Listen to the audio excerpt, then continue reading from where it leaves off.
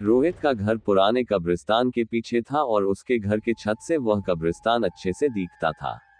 वह रोज उस कब्रिस्तान को पार करके ही अपने काम पर जाता था। रोहित के 2 बच्चे थे और दोनों बच्चे बड़े ही शैतान थे।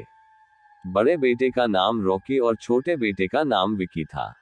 एक बार गर्मी की छुट्टियों में रॉकी और विकी की मौसी की लड़की सोनिया भी आई हुई थी।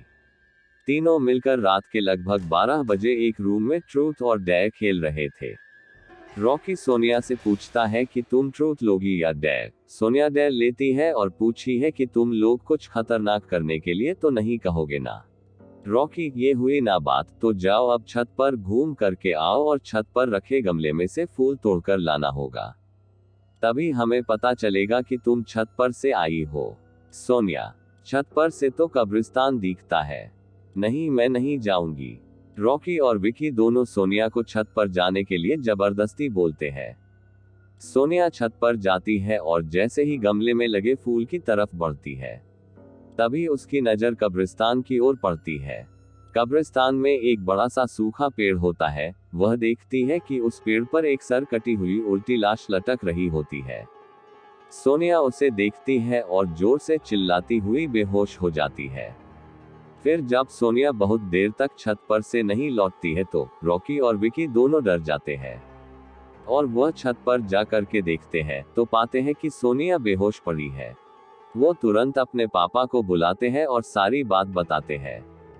रोहित, तुम तीनों को ऐसा खेल खेलने की जरूरत क्या थी? और रॉकी, तुम तो जानते हो उस कब्रिस्तान के बारे में कैसी कैसी खबरें आती है, फिर भी तुमने सोनिया को रात में छत पर जाने के लिए क्यों भेजा?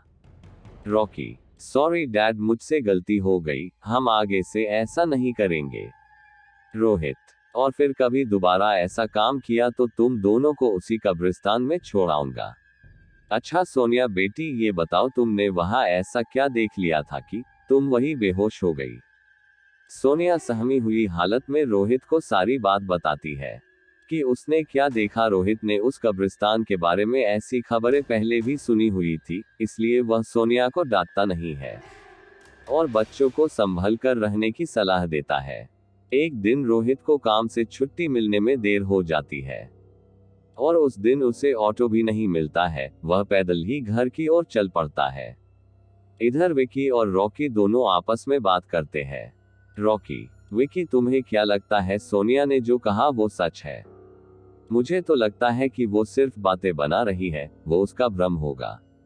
विकी, अरे नहीं भाई, तुमने उसकी हालत देखी नहीं, एक दिन भी और यहाँ रुकने को तैयार नहीं हुई। मुझे लगता है कि उसने सच में कुछ देखा होगा। रॉकी, चलो हम कब्रिस्तान में जाकर खुद ही देख लेते हैं। विकी, अरे भाई, तुम पागल तो नहीं हो गए हो? मुझे अपनी जान बहुत प्यारी है, मैं कहीं नहीं जाऊंगा और तुम भी मत जाओ। विकी के मना करने के बावजूद रॉकी नहीं मानता है और वह अकेले ही कब्रिस्तान की ओर चल देता है। कब्रिस्तान का दरवाजा खोलता है और अंदर चला जाता है। वह उस पेड़ की ओर भी देखता है जिस पर सोनिया को सर कटी हुई उल्टी लाश दिखी थी। रॉकी खड़े होकर उस पेड़ की ओर देखता है, तभी एक अदृश्य हाथ उसके पैरों को पकड़ लेता है। रॉकी डर जाता है और जोरों से चिल्लाने लगता है, बचाओ, बचाओ, छोड़ दो मुझे, मुझसे गलती हो गई, मैं फिर कभी यहाँ दोबारा नहीं आऊंगा। दूसरे कोने पर एक कब्र होती है जो कि खुली हुई होती है। उसके ऊपर खून लगा हुआ होता है। वह अदृश्य हाथ रॉकी को खींच कर लाते हैं और उस कब्र में धकेलने की कोशिश करने लगते हैं। रॉकी चिल्लाता है, छोड़ दो, मुझसे गलती हो गई, मैं फिर यहाँ कभी नहीं आऊंगा, मुझे मत मारो, मुझे जाने दो। रोहित काम से पैदल घर पहुंचने वाला ही होता है। जैसे ही वह कब्रिस्तान से गुजरता है उसे रॉकी की आवाज सुनाई देती है। रोहित, ये क्या? ये तो रॉकी की आवाज लगती है। ये आवाज तो कब्रिस्तान से आ रही है, मुझे जा करके देखना चाहिए। रोहित कब्रिस्तान में चारों ओर देखता है, लेकिन रॉकी कहीं नहीं दिखाई देता है। वह जल्दी से घर पर आता है और विकी से पूछता है कि रॉकी कहाँ है। विकी, पापा, मेरे बार बार मना करने के बावजूद भी रॉकी कब्रिस्तान में चला गया। वो जानना चाहता था कि सोनिया जो कह रही थी वो सच है या नहीं। रोहित, हमारे पास समय बिल्कुल भी नहीं है, जाओ घर के मंदिर में शंख में जो जल रखा है वो जल्दी से लेकर आओ। हमें रॉकी को खोजने कब्रिस्तान जाना पड़ेगा। विकी वो जल लेकर आता है। रोहित और विकी कब्रिस्तान में जाते हैं। रोहित जल छिड़कता है, फिर उसे किसी के घसीटने का निशान दिखाई देता है। वह समझ जाता है और फिर उस निशान का पीछा करते हुए उस कब्र तक पहुंच जाता है। रोहित कब्र के आसपास वो जल छिड़कता है।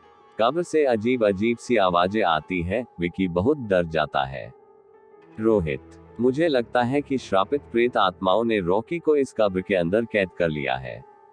हमें जल्द ही इसे निकालना होगा। तुम ये पवित्र जल आसपास छिड़कते रहो, इससे हमें वो प्रेत आत्माएं कोई नुकसान नहीं पहुंचा पाएंगी।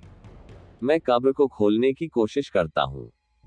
रोहित उस कब्र को खोलने की बहुत कोशिश करता है। अंत में वह कब्र खुल जाती है। उसके अंदर रॉकी पसीने से लथपथ बेहोश पड़ा होता है। रोहित रॉकी को लेकर हॉस्पिटल जाता है। उसकी हालत बहुत गंभीर होती। उस दिन के बाद रोहित उस घर को छोड़कर शहर से दूर एक दूसरे घर में अपने पूरे परिवार के साथ रहने चला जाता है। दोस्तों, आपको कब्रिस्तान की कहानी कैसी लगी कमेंट करके बताना और कहानी को शेयर जरूर करना।